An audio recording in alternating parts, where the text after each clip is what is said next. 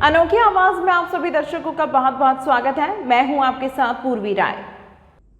कोलकाता में आयोजित एक कार्यक्रम में गृह मंत्री अमित शाह ने ममता बनर्जी पर हमला बोला। शाह ने कहा कि बंगाल में रविंद्र संगीत की जगह बमों की आवाज सुनाई दे रही है। शाह ने कहा ममता बनर्जी राज्य में घुसपैठ स्पॉन्सर कर रही हैं। अमित शाह ने 2026 में बंगाल में 2/3 बहुमत से बीजेपी सरकार बनने का दावा किया। उन्होंने कहा कि बीजेपी ने सिर्फ 2 सीटों में शुरुआत की थी और अनुच्छेद 370 को हटाने का संकल्प पूरा किया।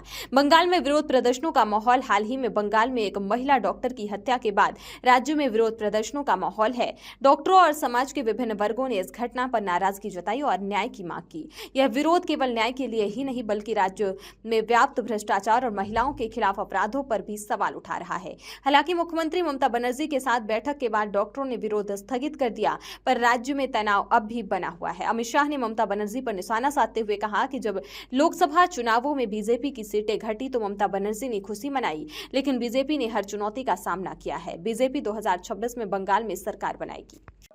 एक सीमांत राज्य है।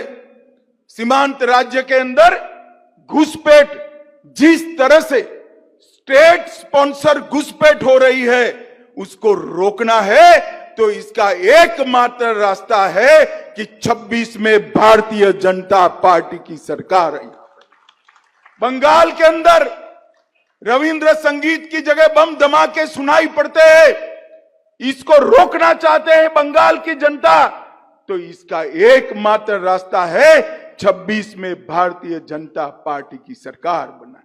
गौ तस्करी, कोयला तस्करी, इसको रोकने का एकमात्र रास्ता है बंगाल में 1 करोड़ भारतीय जनता पार्टी के सदस्य बनाना। भ्रष्टाचार, नौकरी देने में भी भ्रष्टाचार, मनरेगा में भी भ्रष्टाचार, अनाज बांटने में भ्रष्टाचार, स्वास्थ्य की सेवाओं में भी भ्रष्टाचार, कटमनी का जो बोलबाला बंगाल में हुआ है उसको समाप्त करने का एकमात्र रास्ता है बंगाल में 26 में भारतीय जनता पार्टी की सरकार बनाना। और जो सिंडिकेट की गुंडागर्दी बंगाल के अंदर है, बंगाल के अंदर माताओं बहनों के सम्मान को तार तार कर दिया जाता है। चाहे संदेश खाली की घटना हो, चाहे आरजी कार की घटना हो, इसको बंद करना है तो इसका एकमात्र रास्ता है यहां भारतीय जनता पार्टी की सरकार। नेताओं को यही कहने आया हूं कि हम जब भारतीय जनता पार्टी के सदस्य बनते हैं, इस देश की महान करने की प्रक्रिया में अपने आप जुड़ जाते हैं। हम जब भारतीय जनता पार्टी के सदस्य बनते हैं, इस देश के सुरक्षा के संकल्प के साथ हम अपने आप को जोड़ देते हैं। हम जब भारतीय जनता पार्टी के सदस्य बनते हैं, करोड़ों गरीबों के कल्याण के साथ हम अपने आप को जोड़ देते हैं।